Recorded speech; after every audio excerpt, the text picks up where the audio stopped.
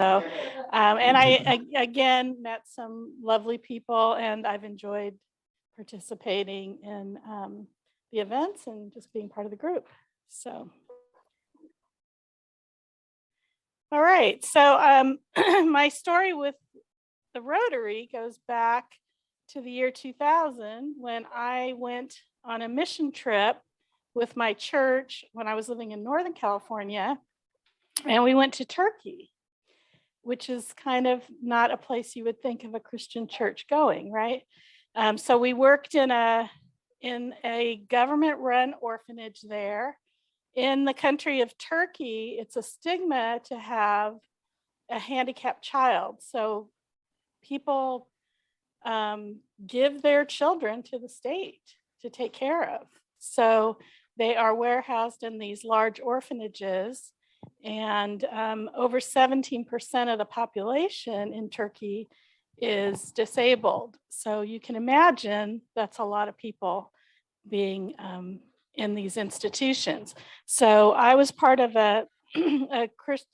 my church partnered with a Christian organization in the country, and we ministered to these kids. We went there. They actually had taken one of the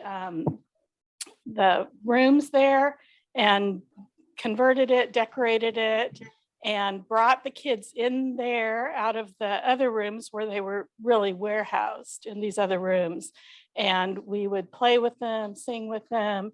And then they also helped them as they matured into adulthood to be able to get educated and be able to be independent, which is something that's really not done in that country. So it was really exciting to be a part of that organization.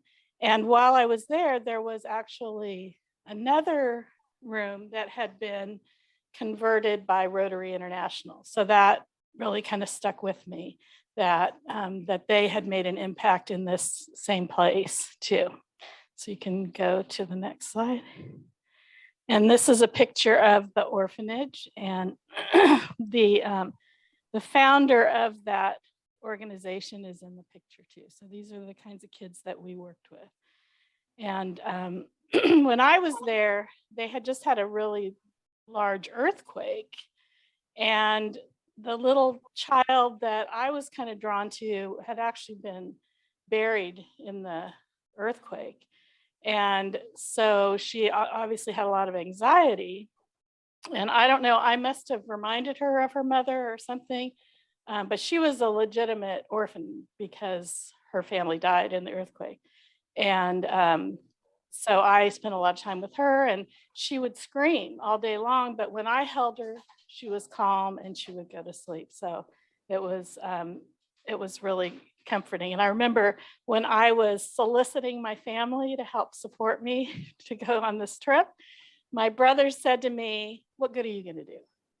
And I said, "Well, if I can relieve one person suffering for 1 minute while I'm there, it'll be worth it." And he wrote me a big check. So, all right. Yeah. And then this is another mission trip. So I'm just kind of talking about my volunteer work right now.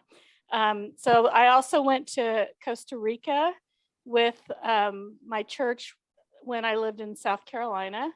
And we did a medical clinic in the rainforest to the indigenous people in Costa Rica. Because Costa Rica, unlike a lot of Central America, the indigenous people stayed separate from the Europeans as the Europeans came in to the country. So they have their own language, they have their own culture, and they've maintained that all these years. So we slept in a church that was under construction on a cement floor, and bathed in a lean-to they had put together with a hose and a bag that had holes punched in it for our shower head. And we had a lovely commode at the top of the hill, which didn't make much sense to me. But we'd have to climb up this muddy anyway. And this was not that long ago, and I did all that. So I was made the optometrist. I was giving out reading glasses, and the indigenous people did speak Spanish too, as well as their language.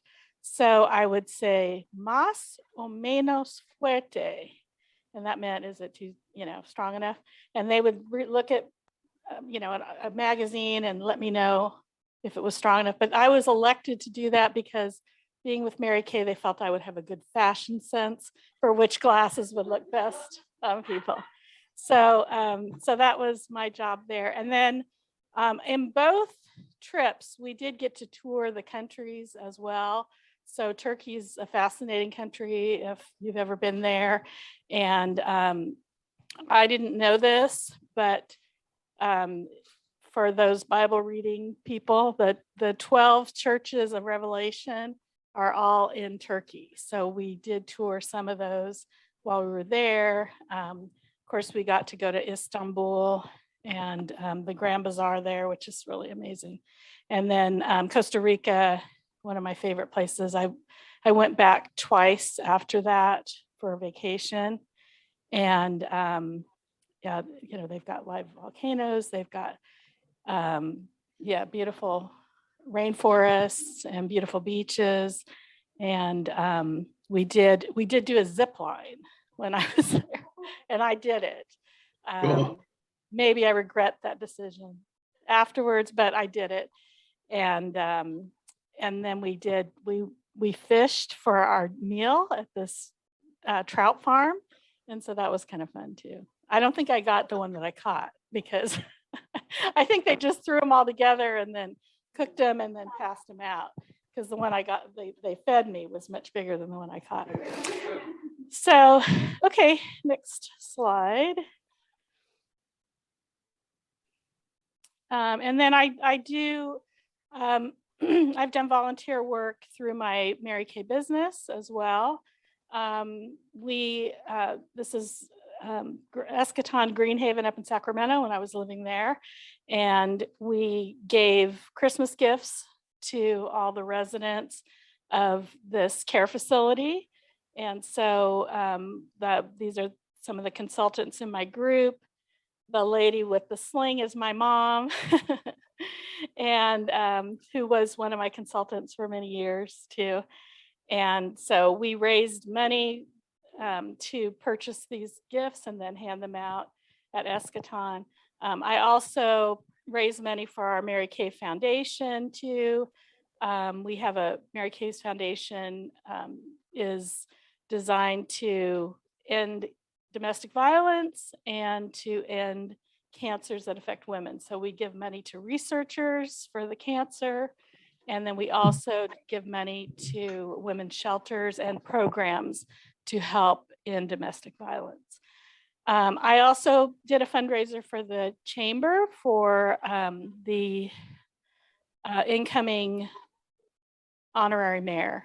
So they allowed me to set up my table inside the chamber, and I sold some Mary Kay product, and then I did that. And also, anytime anybody in our chapter purchases from me, 20% of that is going to come back to the chapter. So if you support me, it helps support our group too. Okay. And this is me graduating from UCSD. So I'm originally from Sacramento, and I wanted to get out of Sacramento. So I came to beautiful San Diego to go to college, and had a wonderful time at UCSD. And that's my dad. I was in Fourth College, which is now, I think, Warren College. Okay, so it was a long time ago. It's the campus blows my mind now, because it was mostly eucalyptus trees when I was there, and now it's a city. It's virtually a city now. And I do have I have a degree in linguistics, and I have a minor in literature and also in anthropology. So here's some of my jobs after college. I worked as a billing supervisor for the pathologist at Scripps Hospital. And then I became a letter carrier for the post office.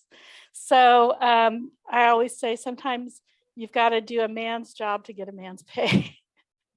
So that's how I ended up at the post office. And then you can change the slide. And then I found my way into Mary Kay Cosmetics, and I've been with them for, it'll be 36 years in August that I've been with Mary Kay. And so when I joined Mary Kay, I was delivering mail in Berkeley. And I had a Mary Kay consultant when I lived here in San Diego that introduced me to the product. But she wasn't as persistent about recruiting me. And the gal up in Northern California was a little more persistent. And also because I just needed a life change, because I had just lost my dad to cancer and he was only 52 years old. And I also had a miscarriage from my job because of the lifting in my job. So I had to kind of reevaluate my life at that time, because I really was not happy delivering mail. It's a lot of work. And I admire our letter carriers. And so I started doing Mary Kay just evenings and weekends with my 60-hour plus job at the post office. And but I just fell in love with it. And per hour, I was making double what I was making at the post office. So 4 months into it, I just took a leap of faith and left the post office. And then within my first 10 months in the business, had won my first car from Mary Kay. And I've won, I'm working on my 19th car. And you can see in that picture, I'm in front of, that was one of the pink Cadillacs that I won. And then as you can see, you kind of get to be Miss America in Mary Kay. So I got to be on stage with a sash, and I've won diamond rings and pins, and I've won all kinds of fun stuff from Mary Kay. Okay. And then I'm a mom to a Marine Corps vet, so who played the trumpet here at Camp Pendleton, and initially started in New Orleans, which is the number 2 performing band in the Marine Corps, second only to the President's Own that is in DC. So the band in New Orleans traveled all over the country. He was almost in every single state performing when he was in New Orleans. Then was stationed here at Pendleton. And so I kind of followed him down after he got out of the military, and then he ended up leaving the area, but I'm still here. But it was always a goal to come back to San Diego County, because I really had some wonderful years here when I was in college and the few years after that I stayed. And so San Diego County always really had my heart. So I'm happy to be back. And I am also, here's another hat I wear. I'm an author, a blogger, and a political activist. So I did bring a couple of my 2 books that I wrote. And they are Christian books targeted to fans of the Twilight Saga and the Hunger Games. So it's kind of a unusual niche. I call it sort of the combination of my education, because it's sort of a little bit of anthropology and studying modern culture, and of course literature, and not really linguistics, but anyway. So those are the books. I was involved in young adult ministry when I lived in South Carolina. So that's kind of what inspired me initially to write the books, was my experience working with young adults, and then just kind of having a heart for them and the struggles that they have. And then just was really kind of fascinated with this large fan base for both of these movies, and so it was kind of combined those to reach out. And there's been kind of a renaissance with Twilight, because Twilight came out back in 2008, the first movie, and it recently hit Netflix and became like #1 on Netflix. So I do have a fan page on Facebook for my Twilight book, and I went from 50 followers, and then as of yesterday, we're up to 2,300, like within the last 4 or 5 months. It's just like kind of exploded. They're finding me. So my book sales have gone up a little bit, but I get such a little bit of commission when they buy from Amazon, and most people, use a Kindle. So on one of those books, I make very little money. I need to sell like millions to make anything on there. But anyway, it's exciting, and it's more about getting the message out. So just that people are getting the message behind my book is really most important to me. Sure.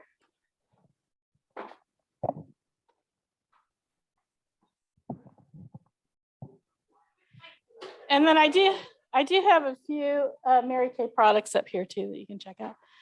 And then I do have a blog. So I've got a card for my blog if anybody wants to check that out. And then I have been involved with some political organizations, and I'm now one of the social media representatives for a group that's really trying to bring all the parties together so that we can move forward as a country. So it's not really a political organization. It's more like a philosophy, but hopefully a philosophy that will bring us back together as a country. And these are my memberships. So I mentioned I'm in the chamber, the Fallbrook Chamber, and here's my membership here. And I'm also a member of Rev Church, which meets at Torrey Pines High School in Del Mar. And that church was actually founded by a couple that I worked with when I was in young adult ministry in South Carolina. And then they came to San Diego because San Diego is one of the most under-churched counties based on the population in the nation. Isn't that interesting? And so and so they decided to start a church in Carmel Valley in Del Mar. So I've been involved with helping them launch and just be a part of that too. So anybody have any questions? I think that's it, right? End of my story.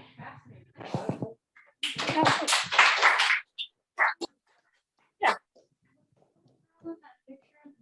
That you were talking about that you held? The little girl. Oh, no. I couldn't find any of the actual pictures of my trip. So that was just one I found online because mine are buried somewhere in my storage somewhere.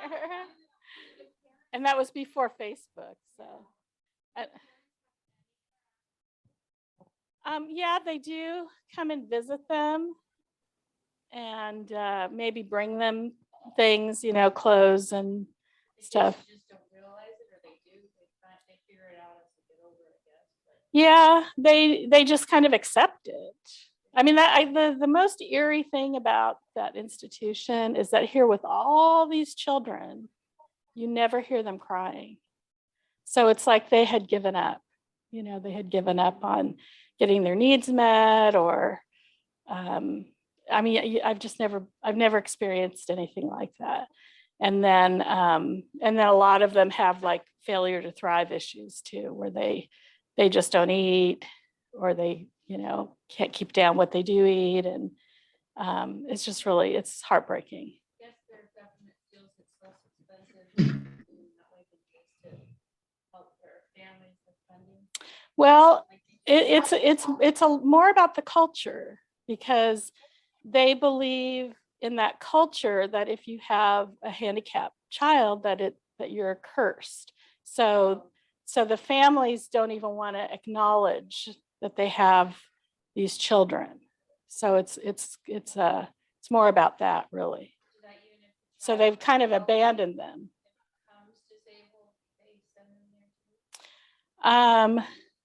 Probably, yeah.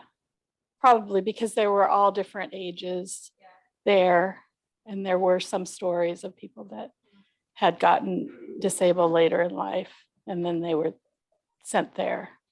But, what's that? My parents? I lost my dad in 85, so that's what kind of got me into Mary Kay.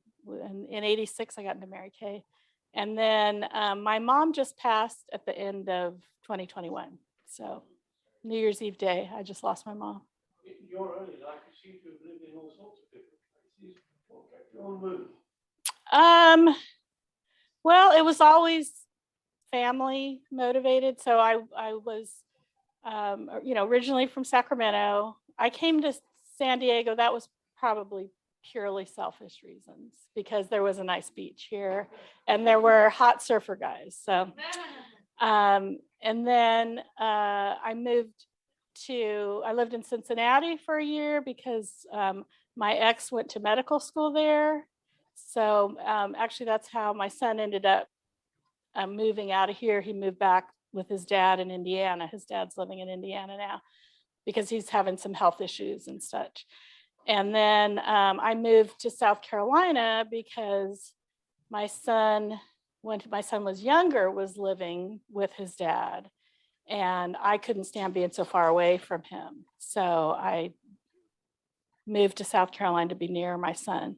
But every move has built my business in those areas. So it was, a real benefit. In fact, my second Cadillac I won when I was living in South Carolina. So that was like one of our best years was when I was out there. So, and then I, again, came back to California and moved to Sacramento because I could tell my mother was needing more attention, that she was declining. And then my 93-year-old grandma was going to stop driving. So I talked her into moving in with me in Sacramento, and we bought a house together and helped take care of grandma. And then I helped take care of my mom for the